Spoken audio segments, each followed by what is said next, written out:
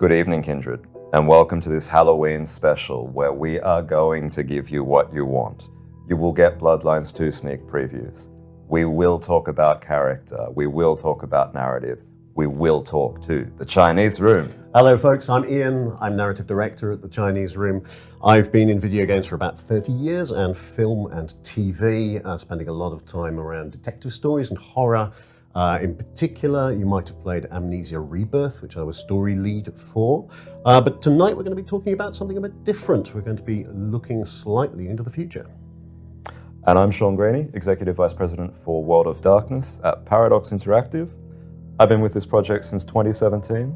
I've been working with all of our World of Darkness projects, and I got into Vampire the Masquerade at a very uncomfortably early age, and it's been with me since then. Yeah, I spent most of the early 90s with Vampire 1st and 2nd edition, and I still have scars. So, why don't we get to what the people want and take a look at our character? Yeah, absolutely. So we're going to look at a short video now, and we're going to step into the future in 2024, around about Christmas, to the Glacier Hotel in Seattle, and watch our lead character meet somebody.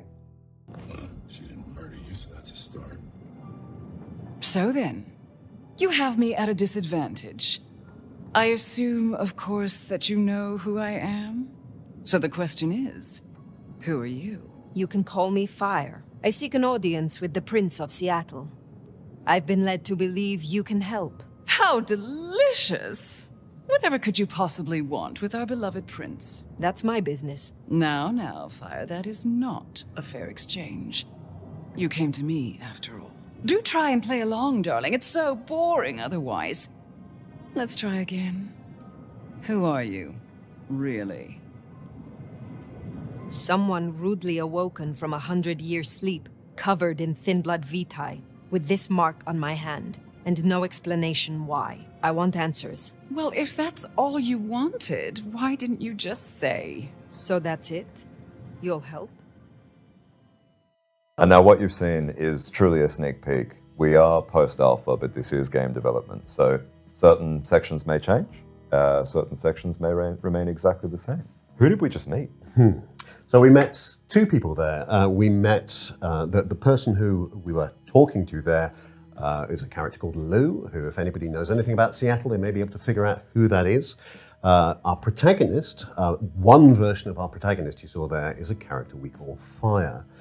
Fire is an elder kindred. Fire has been asleep for around 100 years and has just woken up into modern day, or slightly near future, Seattle. And there are huge consequences to dropping an elder into a kindred city. Most games, we play a newbie. In all sorts of different RPGs, we play a newbie who is learning the ropes of the world. Fire is different. Fire is old, experienced. She's a hunter, she's a stalker. She knows how to be a vampire, but she doesn't know the current day situation and how her actions are going to affect the world. So you're talking about how we're inverting the kind of RPG journey here.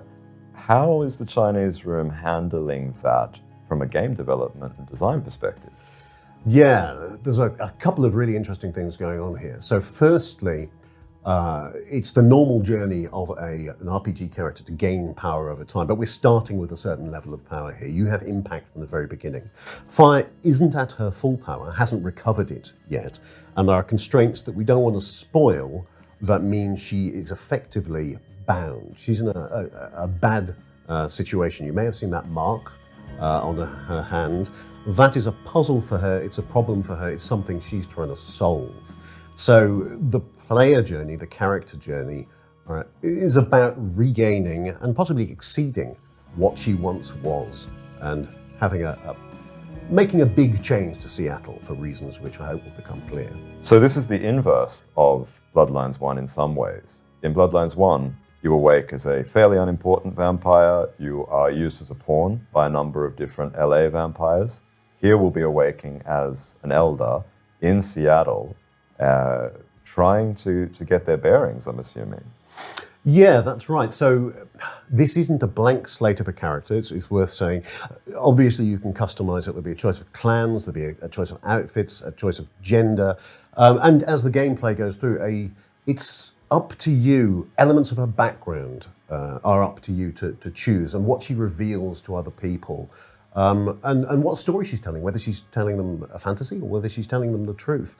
But there's a certain commonality, which is she's stepped into a place she doesn't know and she can't grasp yet. At a time she doesn't know and can grasp.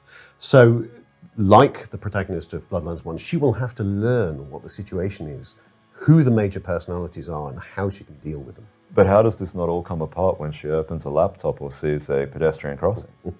She doesn't understand the modern world, but as you may have seen in that last video, she's not entirely alone. The Mark has done something very strange to her. She doesn't understand it at the start of the game, but she is hearing another voice. It is the voice of a character called Fabian.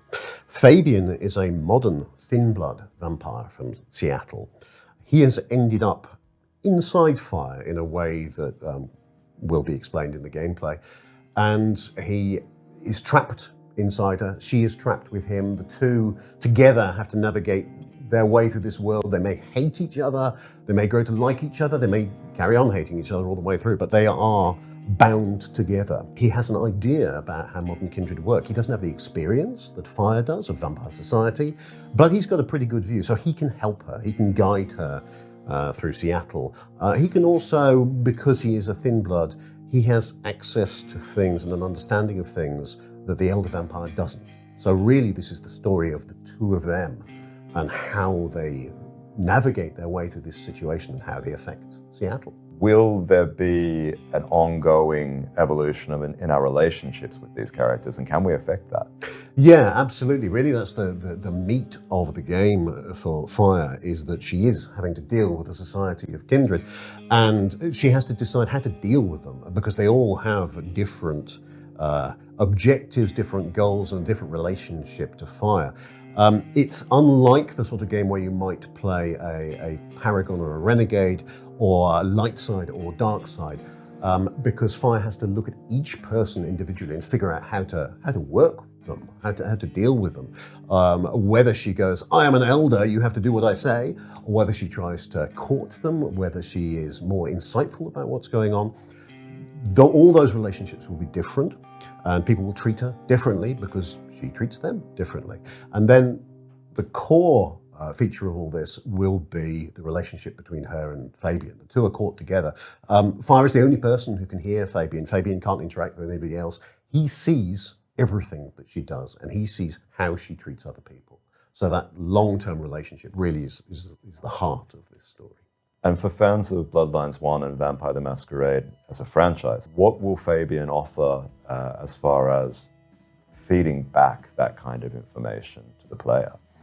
Well, the two talk through the whole game, and then as the story develops, the effects that she has and the effects that Fabian has on her, really, she's an elder vampire. She spent a lot of time not really thinking about humans as anything other than prey, really. She's distanced from that. In the same way that we as players are often quite distanced from violence in games and from the strange in games.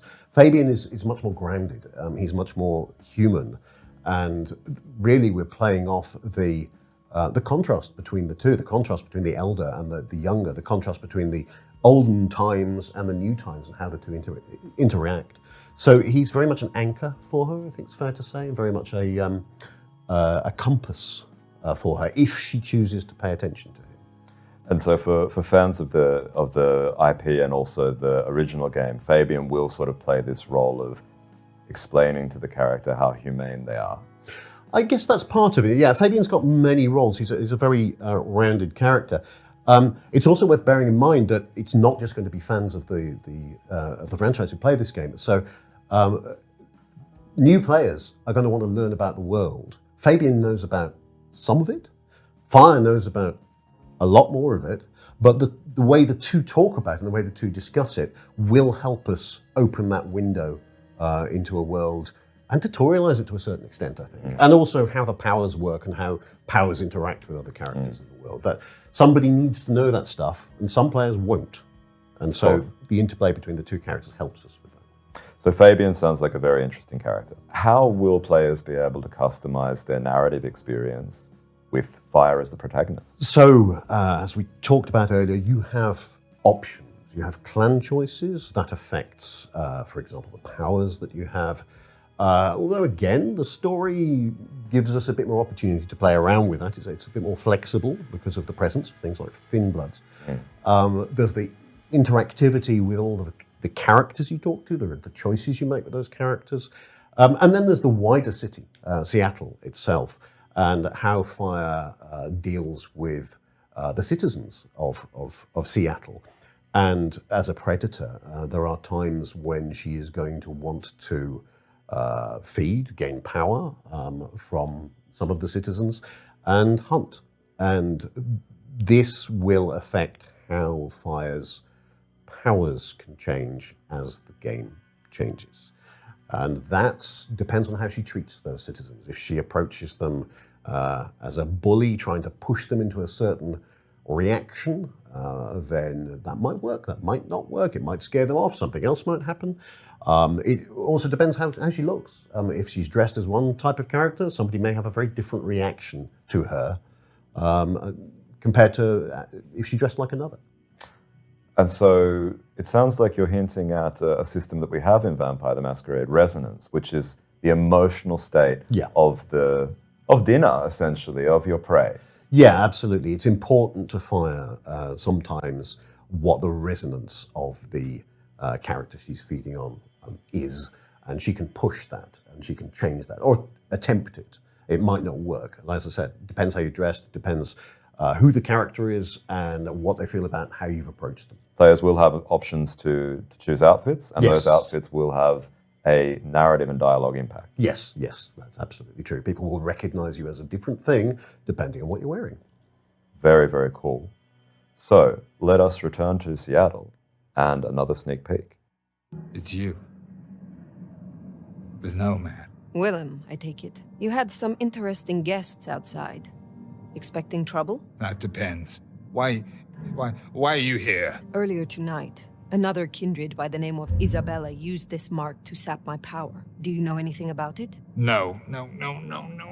All I had to do was keep my head down for just a few more nights. He's hiding something.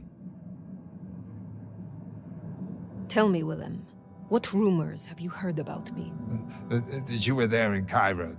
They called you the Slayer. I have been many things to many people. And what will I be to you, Willem? And to this lonely, forgotten warehouse? You're exactly what he said you'd be. I guess that makes it easier. Makes what easier? What happens next?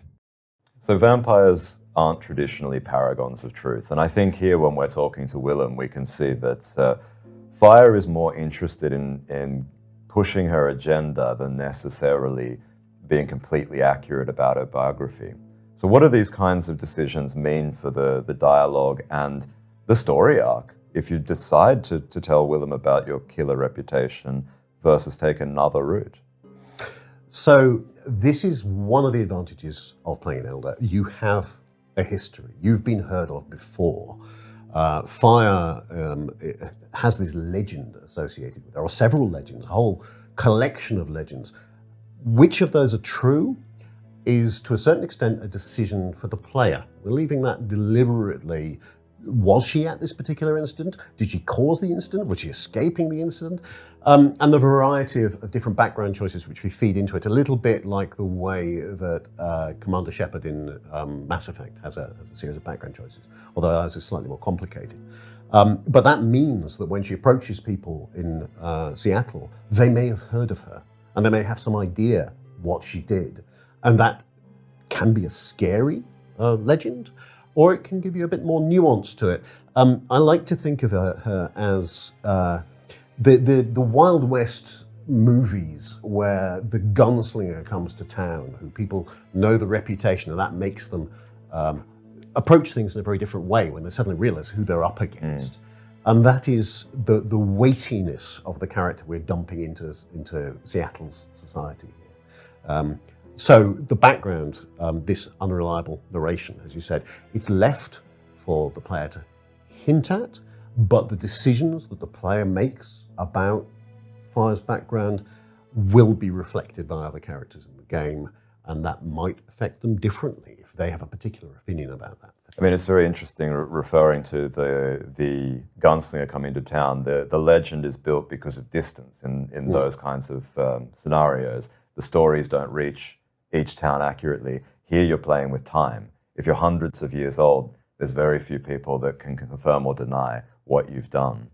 And so as you make these decisions, as we move towards the end of the game, will they come together to produce different endings? Yes, I think it's fair to say that the choices you make for characters, the way that you portray Fire, the way that you behave around other people, the story ends in different ways. And obviously I don't want to spoiler any of those, but the way that you affect Seattle long term, and what will become of some of the characters, if you left them alive, because you might not, will change the story of Seattle going on from that point. I did say that there'd be sneak peeks. They did say there'd be previews. So I will say, in Vampire the Masquerade, there are things that are much worse than death. And in this game, there will be those options. I have to ask, can players expect a yellow taxi? Oh, we're more about Uber these days. But you don't get a lot of taxis around in Seattle that are yellow in the middle of a snowstorm, but let's wait and see. Well, there's been a coffin full of reveals this evening. And very, very soon, we will be back revealing the playable clans in Bloodlines 2. Very happy you could join me tonight, Ian. Very happy to be able to give this information to the community. Any last words? I just want to say that at the Chinese Room, we're really looking forward to you meeting our characters, spending a bit of time with them, and seeing how your story develops in Seattle.